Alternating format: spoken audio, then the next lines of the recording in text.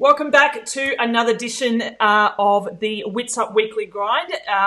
Typically, we're trying to do this on a Monday, but I delayed it for a very good reason because I wanted to catch up with Radka Kahlefeldt after her win at Challenge Wanaka.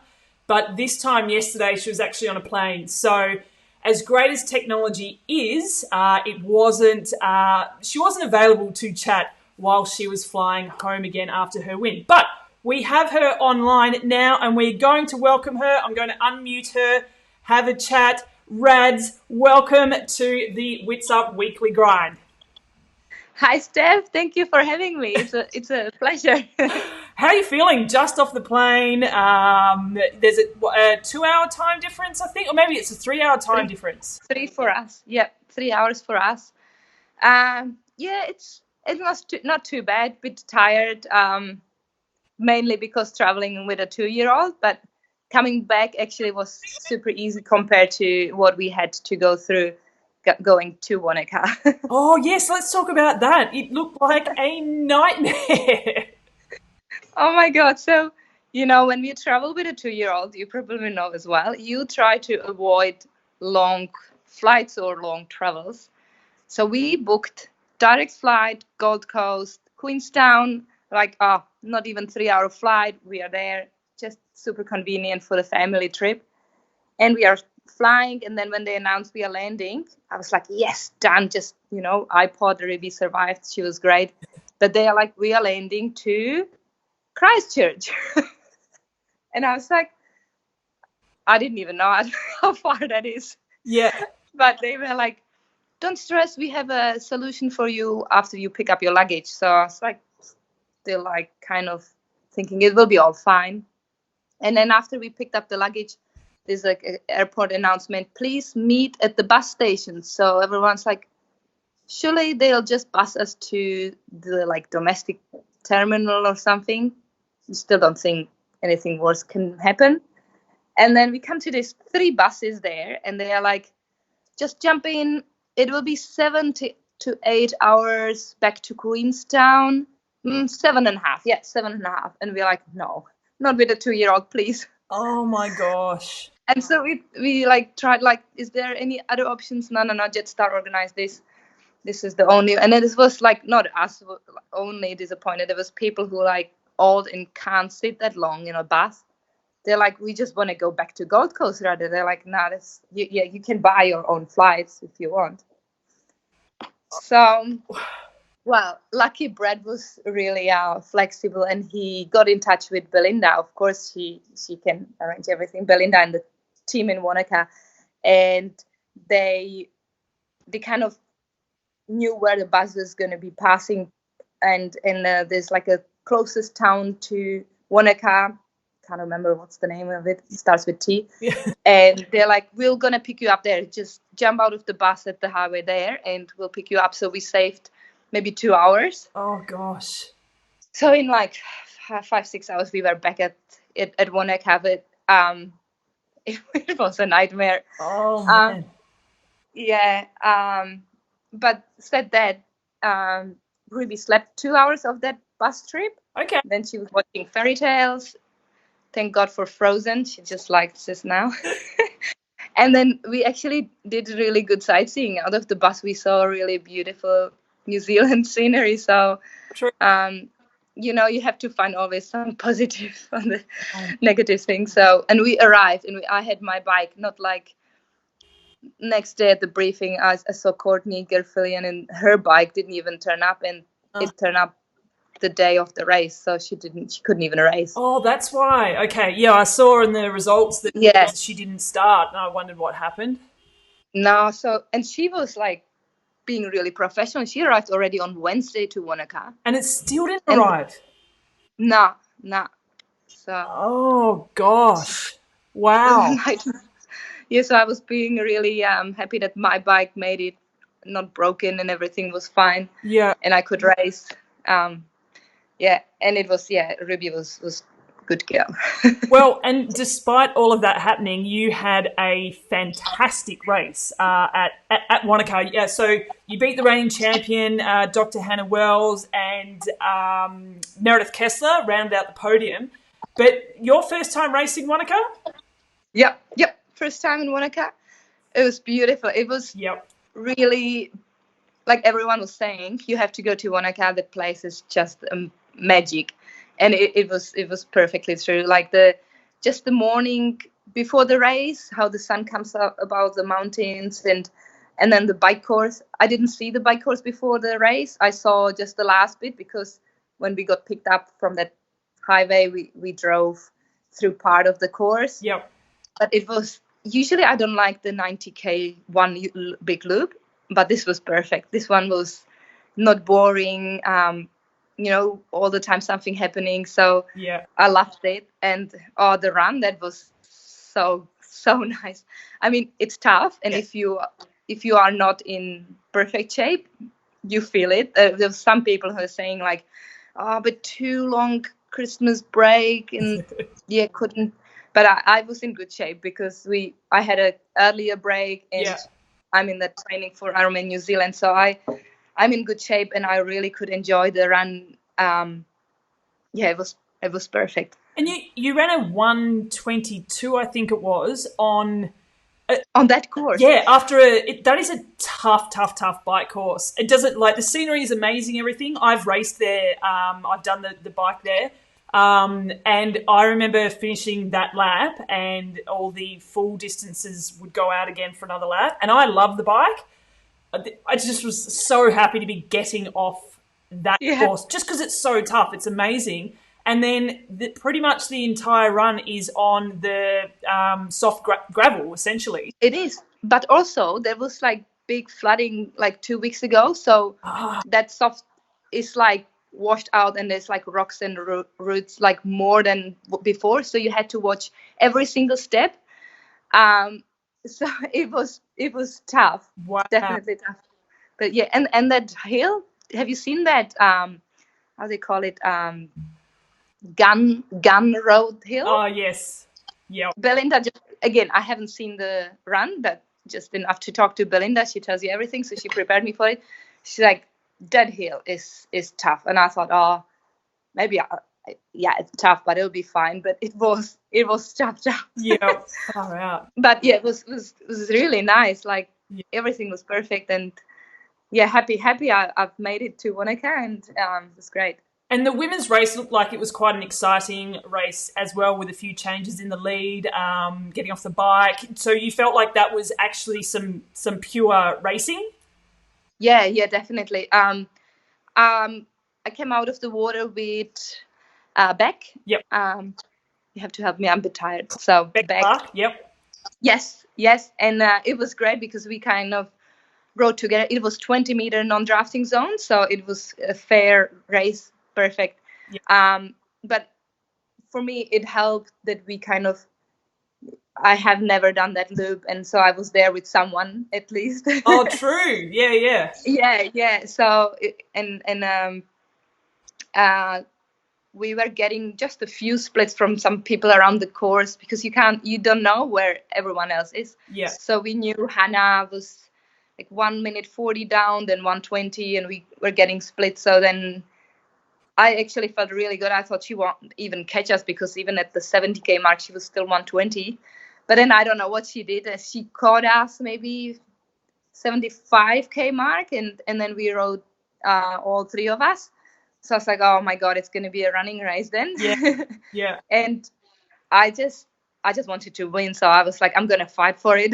Yeah, I love it. And I didn't feel great for the first maybe 2K on the run. And then I was like, then we hit the trail, and I was like, oh, that's awesome.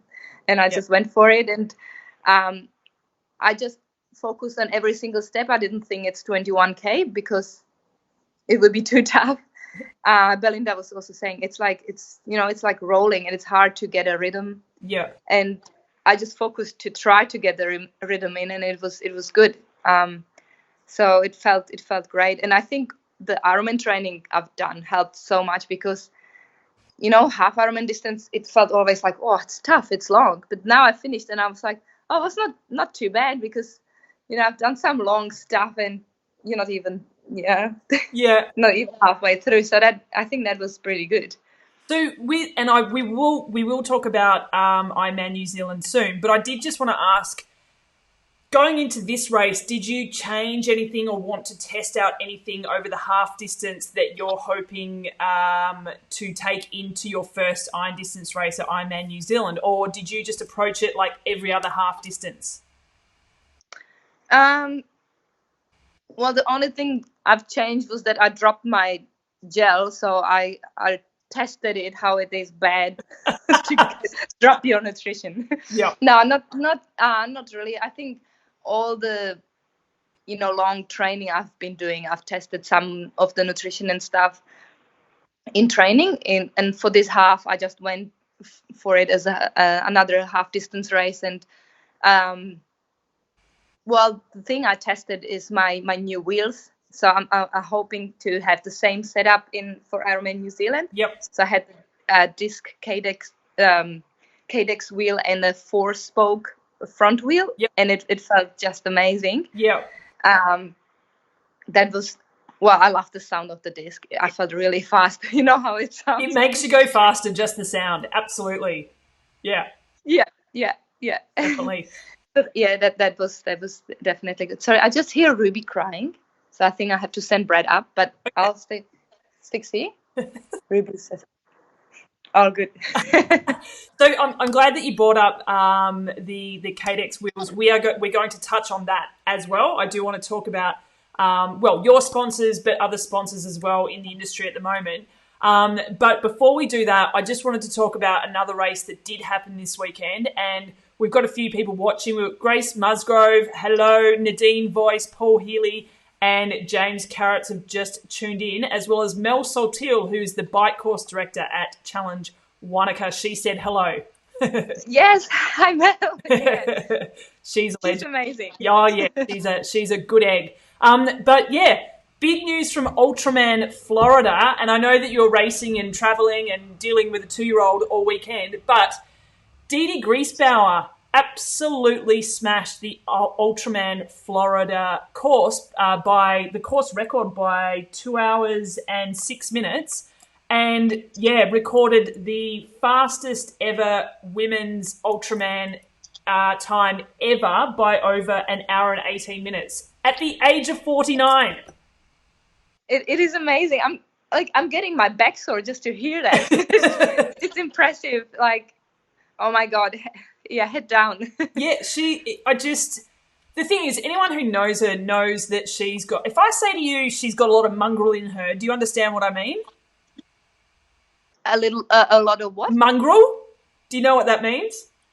No. Like a lot of fight, like that yes, aggressive dog. Yeah. So yeah. She's lovely, but she's got so much of that grunt in her. You need that to break this crazy record. That's unbelievable. Yeah, just purely amazing. We've got hopefully tomorrow we're recording a podcast with her, so I can't wait to find out a lot more. She's able to talk already? She actually, I sent her a message and she's like, I'm doing nothing all week, so if it means I'm laying on the couch talking, that is perfect. So I was like, all right, cool, let's get it done. Oh, wow. Yeah. I sometimes after long even training feel like I have problems with talking. So that's impressive. Yeah, absolutely. So looking forward to that. Okay, moving on. Changing sponsors. So as you mentioned, you have just signed up with Cadex Wheels, but you had to move away from a long-term sponsor, Edco Wheels. Yes. What I wanted to ask you, because currently I'm seeing a lot of changes in the industry. A couple of examples, Marinda Carfrae and Michelle Vesterby were with TIA for a very long time. They've now moved on for whatever reasons, I don't know. But I know that you've been very close with a lot of sponsors over years. How does that conversation go? How hard is it to move away from, I guess, separating that personal relationship with a business decision? It is hard, and for some of the cases, you have your own manager, because if you don't want to do the talking, you just put hands away from it, and then your manager does it. But for example, with Edco Wheels, I had a really good relationship. My main contact was Jenny, and she was just awesome. We had even like like catch ups with at coffees, and she was just great. So it was hard for me to tell her my decision, but she said she's really happy I emailed her a personal email, and she understands my decision. You know, my best sponsor, longest sponsor I have is my Leaf bike sponsor, and they are basically Cadex are one brand basically. So for me to stay loyal with Leaf is the most important for me, and going with Cadex was just another step, and the wheels are amazing too. So I mean, it's often very hard, but I'm trying to stay loyal. So if you build the relationship, is just the best. But sometimes, you know, you build a relationship with one person in that brand, and they are also moving on. So you kind of know someone, and then suddenly they are going, and you have to build a relationship with someone else. But it's a normal, you know, job for everyone, I guess. And I think triathlon is a difficult industry now, and it's many athletes are not lucky. They don't have good sponsors at the moment. It's difficult.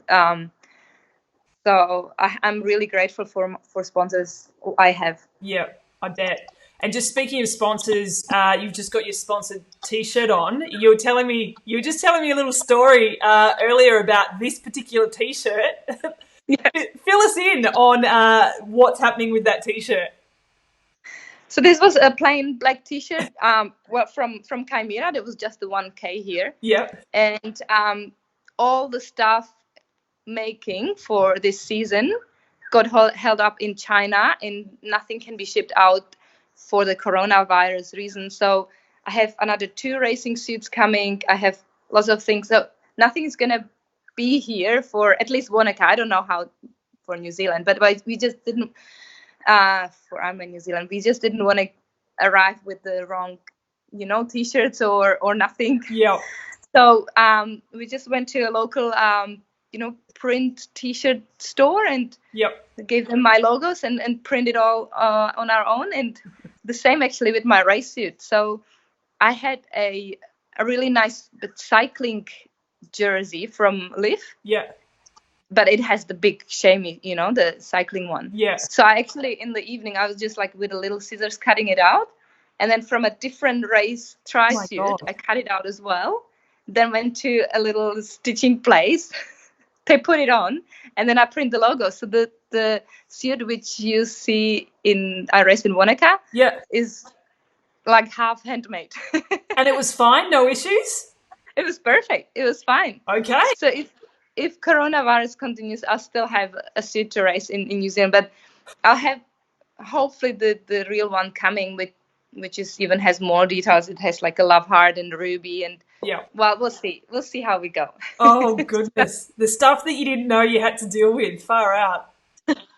It's funny, but yeah, it's a really sad situation with the coronavirus. It's more and more people and events affected. We actually, yesterday when we came back home from New Zealand, Brett got an email that the Tokyo Marathon was cancelled, and he was training for it, like, you know, full on with his brothers. And oh my God, he's supposed to fly there next week. Right. It's all gone. So now we are like, you know, planning what to do next, because he's done all his, you know, long runs. Everything was done. He was starting, you know, tapering. So it's frustrating, but that's Health it's the situation first.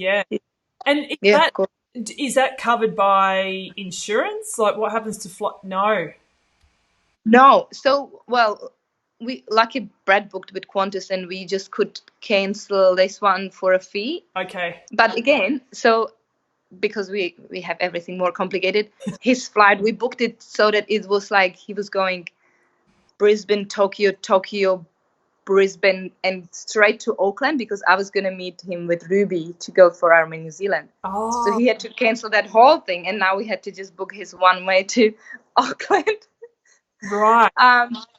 But that's all figured out. But apparently that entry fee who everyone paid for Tokyo Marathon, Yeah. no one gets back, even that. Oh, wow. So I don't know how that is possible. You can enter for next year, but you still have to pay. You have to pay again? Yeah. Wow. I've never heard anything like that, but there's people losing like $6,000 on like accommodation and flights and everything. So Yeah.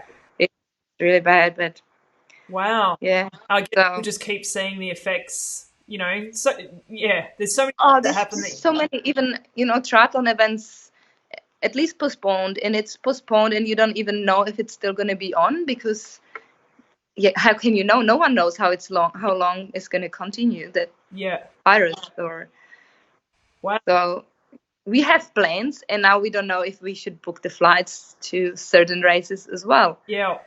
So Wow. yeah, I don't know. Time will tell, I guess. Far out. Yes, exactly. Yeah. Well, okay, let's move on to, I guess, happier things or more exciting things. You are lining up for your very first iron distance. Yes. What? Okay. Yes. Okay. So for years, I think it's fair to assume a lot of people are saying, "When are you going to do an iron distance? When is it going to happen?" And you've stuck to being a half distance specialist, which has seen you flourish in your career. You are one of the best half iron distance athletes in the world. So why now the full distance? I actually don't know the answer. No. It's easy. So yeah, everyone was asking, and I used to have always like a good excuse. I used to say, "Oh, not before I have a baby, because you destroy your body or whatever." Then I have a baby, and now it's like, no, I still enjoy the 70.3s.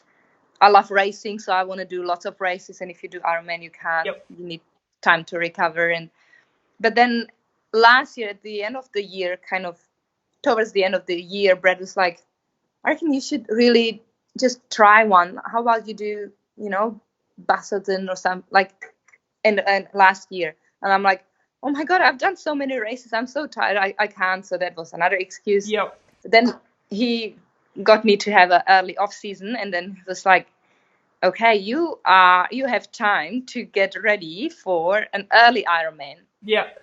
And that's Ironman New Zealand. And so he kind of convinced me that he thinks I can be good, Yep. and I should try it, because if I one day retire and don't do a full Ironman, I may regret it. Yeah.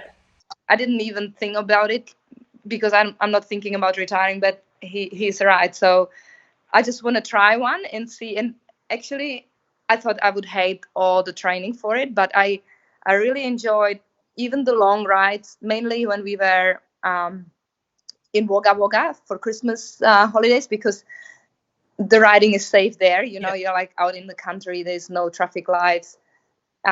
There's great bunch rides and everything. So I enjoyed that. I enjoyed the long runs. Yeah. I don't know if it's because I get longer time of Ruby or no. Yeah, it's mental space. No, so it's been great. So I'm really excited to see how the race goes. I think the biggest respect I have from is the nutrition, and because everyone says it's not about just your muscles, the performance. Everyone, every professional trains for it a lot. So it just depends how you do the nutrition and all that. So, and that's going to be completely new for me. So I don't know. Yeah. Another thing I'm excited about is I'm going to finally, hopefully, run a full marathon within the Ironman, because Kahlefeldt family is a huge family, and every single one from the Kahlefeldt has run a marathon. Every partner, except of me. So there's a joke in Kahlefeldt family that Raz is soft. She hasn't done one yet. So I got to step it up. Stepping it up, just so you can feel like you belong to the family. Fair enough. Yeah. Because everyone knows what they're talking about, how that the muscles are shutting down, and I don't know. So yeah. All right. Well, okay. So with all that being said, we asked a few of our followers to give advice for your first iron distance. Thank you. A lot have actually been giving advice. I would assume based on an age grouper's perspective. But let's see how we go. I'm going to read out a few to you and get your response. The first one that came through, someone said, "Make sure you get a coach." Can you tell me the name who said it? I know that was Jodie Gilchrist who said that, and it is a great tip.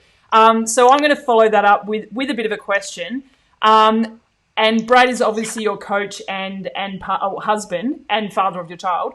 And he seemed to be the one that sort of pushed you, or not pushed you, but nicely pushed. yes. Yeah. Pushed without me knowing it. Yeah. Yeah, exactly. Manipulated even. Yeah.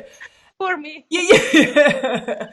But so has he, I guess, because he's raced a few iron distances as well, but his career was predominantly over the shorter course and the half distance. Yeah. I don't know how many fulls he did in the end, maybe 4? 4? Yeah. 4? Did he give you any sort of different perspective about stepping up to the iron distance? You'll be fine. Brilliant. No, but he is training many age group athletes, and most of them, their goal is full Ironman, and he had many athletes in Kona, and so he knows what he's doing. And I just decided to switch off my brain and just ask every morning or evening, what's my next training? Yeah. And then just take it. Just, if it goes 180 ride and do 4 times 40-minute time trial, I'll just go, okay, and don't that's it. I don't think about it. I'll just do it. Yeah. And I think that's the best. Perfect. Just do it, and I'll just listen, and I don't think, oh, what if I do this or change that? No, I just do what he says. Perfect. Just yeah. I think that's the easiest, because I'll put all the pressure and stress on him, because I'm like, you give me the training, I'll just do it. I love it. Yeah, you're just the vessel that does the swim, bike, run. That's it. Yeah, exactly. I like it. So English Bay Alley said the race is a celebration of all of your training. So congratulate yourself on the effort, which I think is a great one. This is nice. This is good. And actually, I was just thinking, because we talked about the Tokyo Marathon. So Brent just told me, you still get to do your race. So I was thinking, exactly, I have to celebrate that I can do that Ironman race, not stress about what or if. Yep. Because, some people work super hard to do some race, and you don't get to do it for any reason, some reason. Yep. Even a reason you can't do anything about. So really enjoy it. Yep. Yeah, good. Love it. Good one. This one's going to make you laugh based on the story that you just told me. This is from Izzy Claxton. Make sure you have a good chamois. Yes. I hope actually the company who put it on, the chamois, in that little store here, it has a good soft material or something. Yeah. But I tested it in the half now. It was fine, but I probably use more Vaseline. Probably wise. Yep, very well. But thank you. Okay, I'm going to give you 2 more. This is another one of my favorites from Jordan Blanco. She said, "Don't do it." Thank you. Thanks, but no thanks. And let me have a look at one more. Ailey actually has said it's a long day, and I'm interested to see, I guess, what your rough plan is. She said it's a long day, race by effort, not pace, to accommodate the external variables. Yeah. Well, my plan is to smash the swim. Yep. That's it. And then somehow get through the bike. Yep. Without any. For me, always I just don't want to get any mechanicals or anything like that. Just go through the bike feeling I can still go out on the run. And I feel like once I hang the bike in the transition, it will be a huge relief, because that you can always crash or something can happen. So and then on the run, if you fall or whatever, that's your fault. So You can always fix that. So I just want to get through the bike feeling quite fresh, have a full belly, so lots of food and drinks, and then get through the run. And I think it's 3 loops. Yep. So I'll just divide it into, like, the first one will be the familiarization, second one I may struggle, and then third one is just the last one. So I'll just get through it. Brilliant. Simple. So I think you just have to, like, divide it, not think, oh, it's like the full Ironman. I just divide it into little pieces, and then, you know, like the last bit, I'll be just looking forward to see Brad and Ruby and my homestay family there, and yeah. Perfect. Now, I've done 6 iron distance races. Are there any questions you'd like to ask me, considering I'm an expert? So, how many times during the bike you think, oh my God, why I started that? Well, the bike is actually my favourite, so I don't often think that. I think that throughout the entire swim, and then I get on the bike and I have a stack of fun. And then I get to the run and go, why did I go too fast on the bike? Is pretty much how it turns out. But 2 of those 6 iron distances that I did in Roth, I had battery issues. So, that made the bike ride a bit harder. So I recommend that you make sure, triple check that your the Di2 is charged. It's charged. Yep. Yeah. Okay. Thank you. That's important. Yes. Yeah. Especially Ironman New Zealand is quite hilly. I may need to change the gears a few times. I do recommend that you do that. When are you arriving there? Wednesday. Okay. We were gonna come earlier, but we had to wait before Brad comes from Tokyo. Well, now it's. Of course. Yep. And you can't. Anyway, can't change a thing now. We'll come on Wednesday, races on Saturday, go home on Monday. Yep. Put Ruby to kindy on Tuesday. Oh. And sleep. This is what I was thinking. Like, Brad is like, we can go later. We can stay longer in New Zealand and do stuff on Tuesday. I'm like, yeah, but I think I'll be really tired. I'll be happy if Ruby goes to kindy on Tuesday. We're like, okay. Yeah, fair enough. I completely understand that. It's a huge help. Yeah, yes, I completely understand that. Well, we're going to have to wrap this up because I know you've got things to do. But I will be in Taupo at Ironman New Zealand. That's how you pronounce it, by the way. Good pronunciation. Yes. Yep. Yes. I'll have Frankie with me. So do you reckon Brad's cool if I just handball Frankie to him as well? No. Are you cool if Brad handles you? But they're good. They're old enough to just play together, and that's good, isn't it? And we've got Meredith Kessler's little man will be there as well. Yes, like little Mac. So Ruby met little Mac just this in Wanaka. Yep, it was good. Yeah, perfect. He's cute little. He's a bit shy, but I think he's. Yep. And Ruby's not shy. Nah, she's rough. She's still his dummy, and. So I reckon we just put them all in a playpen, and then we'll go to work on Saturday. Pick them up Saturday afternoon. Sweet, easy. Yeah, Saturday afternoon, Saturday evening, isn't it? No, you better be finished in the afternoon because I want to be finished in the afternoon as well. Yeah. Yeah. So I read something that there's a 70.3 before the Ironman starts? Yep. So I have to find out what time I'm starting. I don't even know that. Oh, yeah, you've got heaps of time to figure that out. You're all... Yeah. I'll just Google it. Yes. It's okay. Before we go, I just want to thank the people who have just tuned in, but sorry, you've tuned in too late, so we have to go. Megan Hawkins, Mega Hawk, Sarah Pixley, Meredith Hill, Sean Morris, Rhiannon Hughes, Andy DeWolf, and Ryan Bay, I think. B-A-I. Bay. Yeah. Thanks for watching. Now, you rest up, get those last few panic Ks in the legs before your big race. I don't even know what I'm doing. I just got to ask Brad again. So it's fine. Yeah. It's easy. Just play dumb and get it done. I like it. to talk to you, Steph. Thank you so much for joining us. I know you've been under the pump since you got back, so thank you very much, and we will see you in a couple of weeks. Oh, no, wait, hang on. See you in Frankie. Sorry. Is it couple and a half? Yeah, 2.5 weeks.